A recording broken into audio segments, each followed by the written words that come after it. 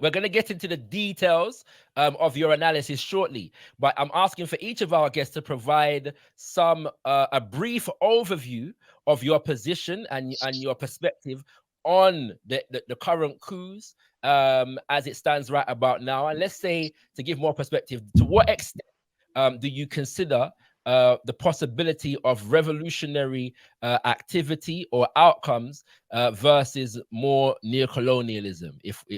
So basic overview to begin with, and then we're going to get into the details as you ask more specific questions. Oh, okay.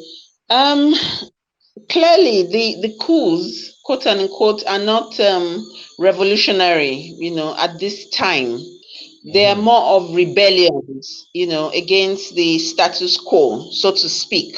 So it's a bit of a temporary type of thing, and they're not necessarily things that have been organized intentionally with the masses' interest, It's just people are fed up, and so like I said, yes, so it's more of a rebellion type of thing. And the soldiers actually have their training in the West, and I think all of them are American trained. And obviously there's some deeper issues, but the situation is so bad, that it's like you thank God for small mercies, because at least the little consciousness is coming through that, France is an enemy force. And so if for nothing else, one has to appreciate that, So yeah, so that's where we're at. So it's definitely a bit of a step forward, but we're not yet Uhuru, so to speak. Not yet Uhuru, not yet Free Family. All right, give thanks for that, Auntie Affiong. With that, let me bring forward our third guest, who is most definitely in the building. And I will say greetings to Brother Leader Bandaka. Greetings. You're on mute, Brother Leader. I'm sure you're on mute is the most repeated saying on the internet for the last 5 years. You're on mute. Go ahead, Brother Leader. Here we go. Is that better? Yes, it is. It is. Okay, Tendai Moari, greetings, Brother Shakara, greetings to Sister Affiong, and my brother, I need to learn your name. I can see you. Brother? Sekou. Brother Sekou. Brother Sekou. Greetings to you all, and greetings to our beloved and treasured listeners, as always, in the most precious, powerful, and bountiful name of our motherland, Al-Kebula and Mama Africa, in the sacred spirits of our most gracious ancestors, and in a prayer for oneness, hope, and prosperity for all African people on the face of Mother Earth. Rumbidzokunamwari, Africa, to the God of Africa be the glory. We give praises unto our ancestors. Tendai Mwari. Tendai Mwari, Brother Leader. Let me also introduce you to my co-host for this evening. She's currently off screen, but she's definitely here. And introduce you to Empress Kush, or Empress Kush D. Yeah, greetings, Empress Kush D, you said? Kush D. Kush D. Yeah. Greetings, my beloved sister. Greetings. The pleasure to be on the panel with you. Looking forward to the show. Oh, the honor is mine.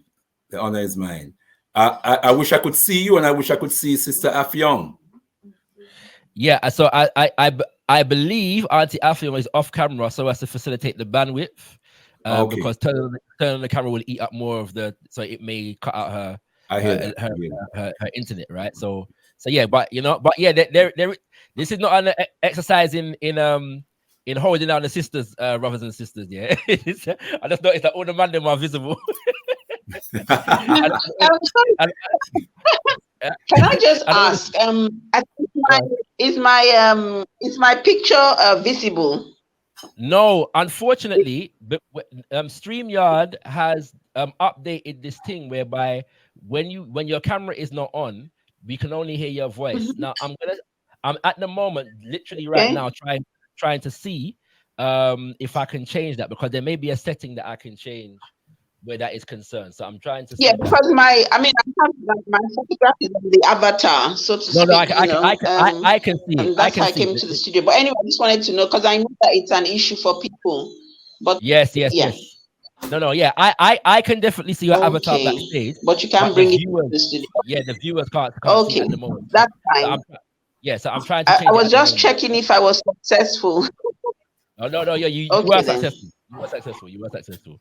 Okay. All right. Brother Leader, just to catch you up.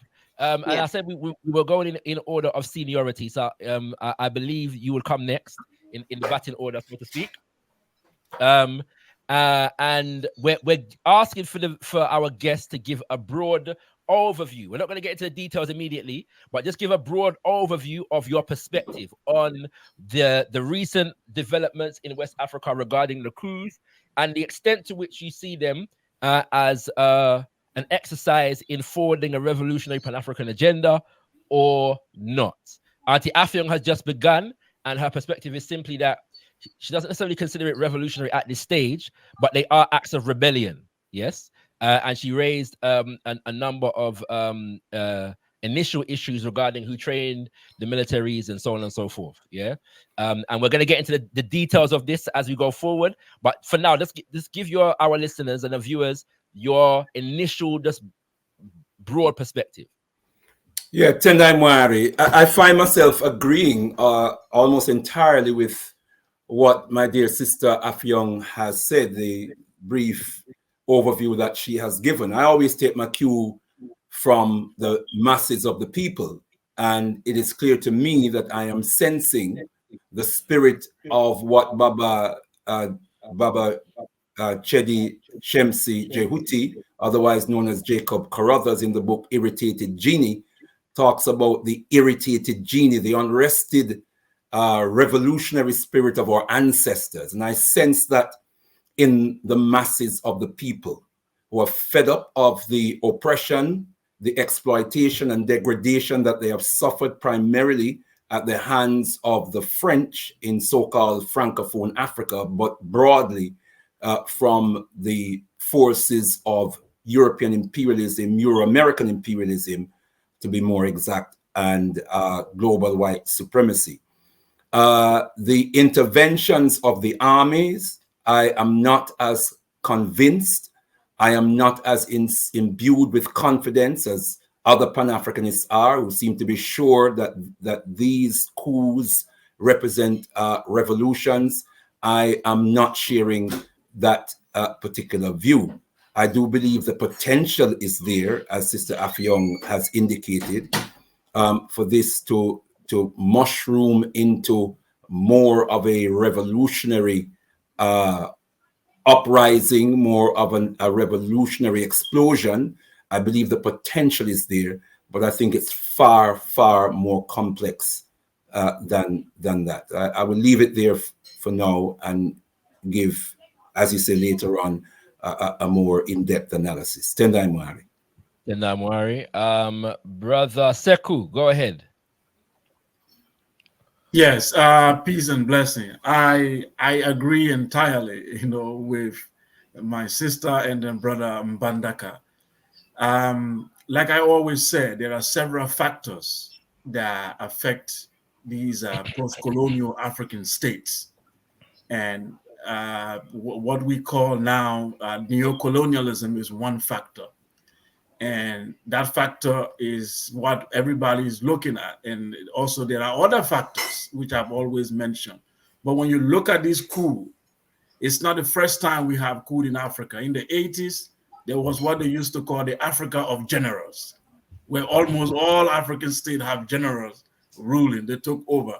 But most of these generals, they end up, except for few, except for exception like Kwame Nkrumah, Kwame Nkrumah, for the exception of Thomas Sankara and maybe Jerry Rawlings, the rest of them, like Nigeria, all the generals that came, none of them were Pan-African oriented.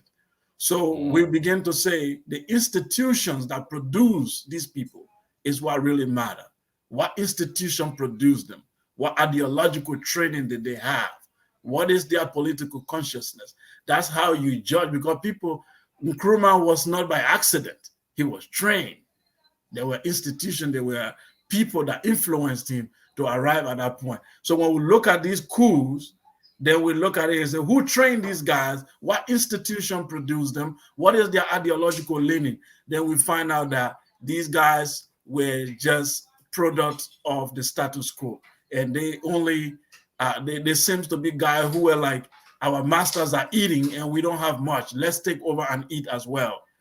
So they hijack the real revolution that is ongoing. That's been my position all the time. However, the internet revolution, the internet has brought a new revolution in Africa where information travels faster than it was in the 90s and in the 80s. Information travels faster now. The issue of France is now known in the villages than it was in the 90s. What is happening? The African people, the young people on the internet are speaking out than they used to do in the 80s and the 90s. So these soldiers find themselves in a position where the people are like, we are watching you. And this is the revolution that we want. If you don't do it, we will come after you. So this is the difference between the 80s coup and the present coup. Now the people know what is going on.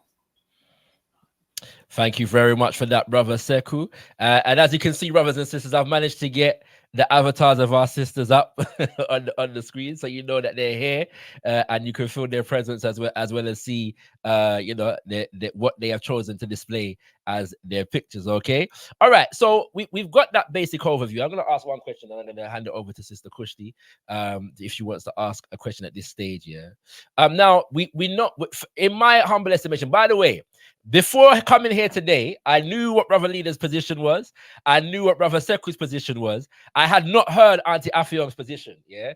And quite frankly, I don't need to hear Auntie Afion's position because I know that whatever she's going to say is going to be something that I'm going to need to listen to, right? So that's what it is right about now. And in the case of you all as viewers, yeah, agreement and disagreement is fine. But I guarantee you that our guests today are going to provide perspectives that we all need to consider. Yeah, at the very least. Yeah, and so that's why this set of guests has been chosen. Okay.